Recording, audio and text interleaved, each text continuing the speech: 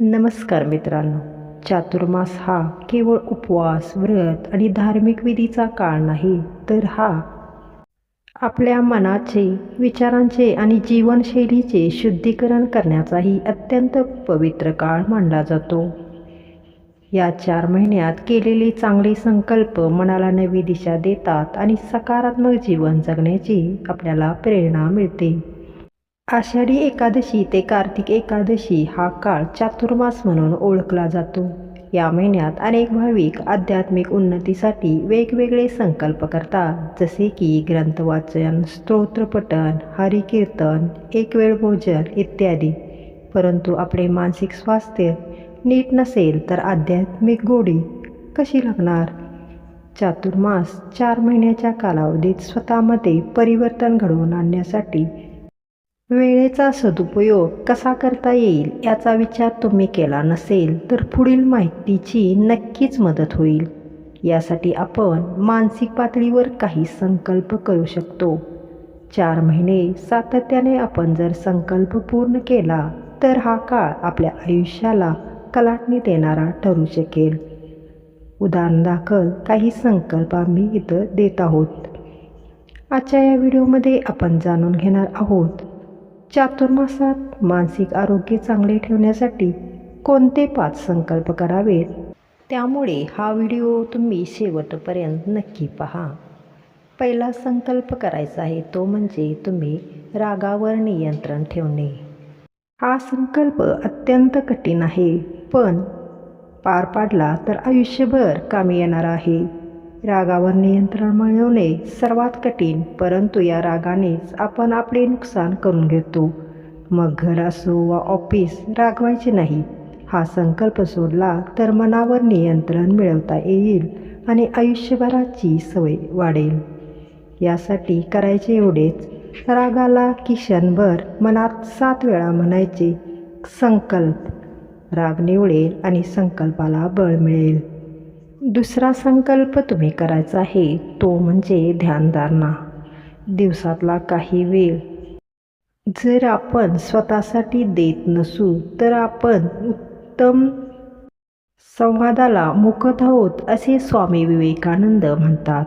हे कळत असूनही आपण वळवत नाही. यासाठी सकाळी उठल्यावर 5 मिनिटं आणि झोपण्यापूर्वी 5 मिनिटं स्वतःसाठी ठेवा. स्वतःच्या आत डोकावून बघा. जे विचार येतील ते येऊ द्या, पण शांत बसून डोक्यात चालणाऱ्या घडामोडींचा आढावा घ्या. यातूनच सरावाने एक दिवस तुम्हाला शांत चित्ताची अनुभूती होईल. तिसरा संकल्प तुम्ही करायचा आहे तो म्हणजे खाण्यावर नियंत्रण ठेवणे. चातुर्मासात पचनशक्ती मंदावते म्हणून धर्मशास्त्राने विशिष्ट उपास सांगितले आहेत. परंतु येता जाता अरबट सरबट खाण्याची सवय असणाऱ्यांना एक उपास करणं अवघड वाटेल. यासाठी खाण्यावर नियंत्रण राखणे हा पर्याय निवडता येऊ शकतो.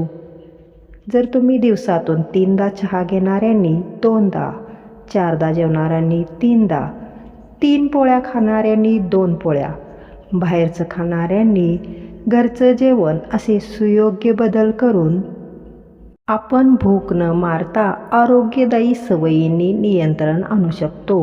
त्यामुळे तब्येत सुधारेल आणि उत्साही वाटेल. चातुर्मासात सात्विक, हलका आणि संतुलित आहार घेण्याची परंपरा आहे. यासोबतच दररोज पुरेशी झोप घेण्याचाही संकल्प करा. शरीराला विश्रांती मिळाली की मनही शांत राहते. निरोगी शरीर आणि निरोगी मन यांचा एकमेकाशी जवळचा संबंध आहे. चौथा संकल्प करायचा आहे तो म्हणजे व्यायामाचा. वेळ नाही अशी सबब देऊन आपण व्यायाम टाळतो. जर आपण सोशल मीडियासाठी दिवसातले 1-2 तास खर्च करू शकत असू तर व्यायामासाठी 15 मिनिटे का काढू शकत नाही? अशी स्वतःला विचारणा करा आणि सोयीची वेळ निवडून किमान 15 मिनिटे व्यायाम करा. योगाभ्यास, डान्स, दोरीच्या उड्या, खेळ असा कोणताही प्रकार निवडा. त्यामुळे छान घाम निघू शकेल आणि उत्साही वाटेल.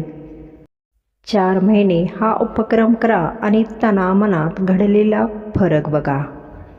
मित्रांनो, किमान 10 ते 15 मिनटं शांत ठिकाणी बसून ध्यान करा. त्यानंतर काही मिनिटे अनुलोम विलोम किंवा दीर्घ श्वसनाचा सराव करा. यामुळे मनातील अस्वस्थता कमी होते, एकाग्रता वाढते आणि दिवसाची सुरुवात शांत मनाने होते. चातुर्मासातील हा छोटासा संकल्प तुमच्या मानसिक संतुलनासाठी खूप उपयुक्त ठरू शकतो. 5वा संकल्प आहे तो म्हणजे दररोज कृतज्ञता व्यक्त करा. रोज रात्री झोपण्यापूर्वी 3 गोष्टी आठवा ज्याबद्दल तुम्ही मनापासून कृतज्ञ आहात. कुटुंब, आरोग्य, अन्न, मित्र किंवा देवाची कृपा. अगदी छोट्या गोष्टीसाठीही धन्यवाद द्या. ही सवय सकारात्मक विचार वाढवते आणि मनातील नकारात्मकता कमी करण्यास मदत करते. अशा तऱ्हेने मित्रांनो, चातुर्मास हा स्वतःमध्ये सकारात्मक बदल घडवून आणण्याचा सुवर्ण काळ आहे. या 5 साध्या संकल्पाचा नियमित सराव केल्यास मन अधिक शांत, स्थिर आणि सकारात्मक ठेवण्यास मदत होऊ शकते. या चातुर्मासात तुम्ही यातील कोणता संकल्प प्राधान्याने सुरू करणार आहात मला सांगून तुम्ही नियोजनाची सुरुवात करू शकता. धन्यवाद. जय श्री विष्णू.